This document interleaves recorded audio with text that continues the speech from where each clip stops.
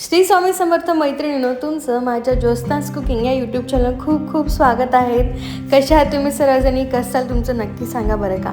ही जी आपण इडली बनवली आहे ती स्पेशल आषाढी एकादशी उपवासाची आहे. भगर आणि साबुदाणा आपण वापरून केलेली आहे. झटपट होणारी आहे आणि पोटभर देखील. हो, एकादशीने दुप्पट खायची हे तर म्हणणं असतंच ना, तर आपण हे पोटभर खाऊया आणि मस्त आपला उपवास आपण पार पडू शकतो. बघा, चल आपण काय घेतलेली आहे, आपण 1 वाटी भगर घेतलेली आहे बघा अशा पद्धतीने. आणि छान मस्त आपण ही आधी व्यवस्थित आपण धुवून घ्यायची आहे 2 ते 3 पाण्याने.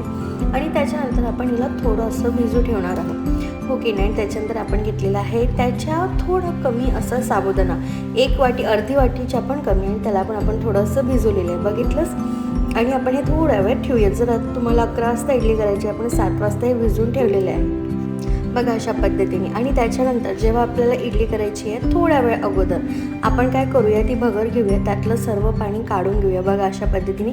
भगर थोडी फुलली देखील आहे, कारण आपण ती 7 म्हणजे 3 तास ती भिजलेली आहे, हो की नाही. आणि त्याच्यानंतर आपण ती छान मिक्सरमध्ये घालूया अशा पद्धतीने. आणि साबुदाणा पण आपण जास्त नाही, तो 3 तास, जसं 11 वाजता करायचं आपण 7 वाजता भिजवलेला आहे.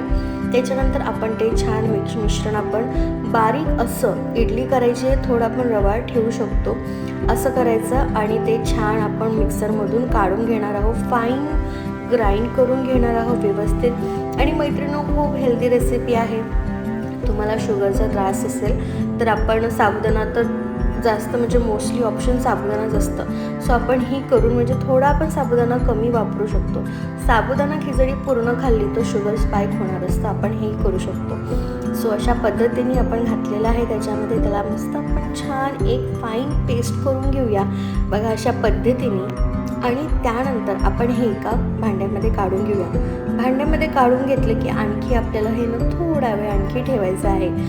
जसं आता बोललं तर आपण 11 वाजता तर अर्धा तास पाऊण तास जसं आपल्याला वेळ होते तोपर्यंत आपण चटणी वगैरे करून घेऊ शकतो. लागलीच शेंगदाणे भाजायचे, मिरची, आणि छान त्याला आपण मस्त ग्राइंड करायचं आणि त्याच्यावर छान आपण फोडणी देऊ शकतो. अशी चटणी रेडी होते बघा अशा पद्धतीने. हे रवाळ मिश्रण झालेलं आहे बघितलं तुम्ही. जसं आपल्या डाळ तांदळाच्या इडलीचं मिश्रण होतं तसंच हे झालेलं आहे. आपण त्याच्यामध्ये घातलेलं आहे मीठ आणि त्याला मस्त एकत्र करूया.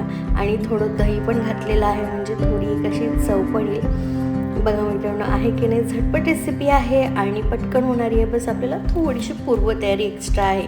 मग झालेलं आहे. आता आपण याला मिक्स करूया आणि थोडं ठेवूया, म्हणजे थोडंसं आंबट, म्हणजे जो इडलीला एक चव येते ना आंबट तशी येईल बघा अशा पद्धतीने. आता आपण ते जे मिश्रण घेतलेलं आहे त्याच्यात थोडंसं आपण सोडा घातलेला आहे.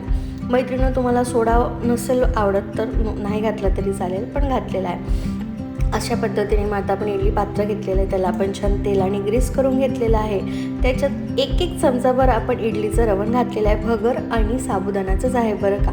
आणि ते झालं की मस्त आपण 10-15 मिनटं छान वाफवून घेतलेलं आहे, स्टीम करून घेतलेलं आहे. आणि आपली ही इडली मस्त अशी रेडी आहे बघा. झाली की नाही, छान अशी स्पॉन्जी झाली आहे, रवाळ आणि जाळीदार देखील अशी आपली इडली झाली आहे मैत्रिणींनो, हो की नाही बघा. आणि सॉफ्ट पण बघा किती छान झालेली आहे. पोटभर असं आपलं हे म्हणजे एकादशीचं जेवण हे मस्त, म्हणजे एकादशीचं जेवण म्हणजे जो आपण फराळ करतो तेच, माझं तेच म्हणणं आहे. जर नाश्त्याला जर केलं आपण हे तर दिवसभर आपल्याला भूक लागणार नाही. हेल्थी पण आहे, कारण आपण त्याच्यामध्ये वरई भगर वापरलेली आहे. अशा छान सुट्ट्या आहेत मैत्रिणी इडल्या बघा, खूप सुंदर, हो की नाही. चला आता तुम्हाला याची अशी प्लेटिंग करून दाखवते. आणि तुम्हाला आता आपली आता काही आषाढी एकादशी काही दिवसावरच आहे, तर तुम्ही ही रेसिपी तुमच्या त्या उपवासाच्या विश लिस्टमध्ये टाकू शकता की त्या दिवशी काय काय करायचं आहे, हो की नाही मैत्रिणींनो. सो तुम्ही ही पण रेसिपी अशी नक्की करून बघा. आणि आवडली तर लाईक करा, व्हिडिओला कमेंट करा आणि सबस्क्राईब पण करा. आणि ही जी चटणी आहे मस्त छान मिरच्या, शेंगदाणे आपण बारीक करून घेतले दह्यासोबत, आणि त्याच्यावर मस्त आपण जिऱ्याची फोडणी टाकलेली आहे. आणि आपली मस्त अशी झटपट चटणी ही देखील रेडी आहे. छान अशा मस्त झालेल्या जाळीदार, सॉफ्ट आणि पोटभर इडल्या या तुम्ही खायला. आपण हा पदार्थ एकादशीला करूयाच, मी तेव्हा पण फोटो व्हिडिओ टाकेल. नक्की सांगा मैत्रिणींनो कसा झाला. व्हिडिओ आवडला तर लाईक करा, कमेंट करा आणि सबस्क्राईब करायला विसरू नका. आणि तुम्हा सर्वांना आषाढी एकादशीच्या शुभेच्छा आधीच ॲडव्हान्समध्ये. हो ठीक आहे, चला आता या व्हिडिओचा एंड इथेच करते मैत्रिणींनो. श्री स्वामी समर्थ.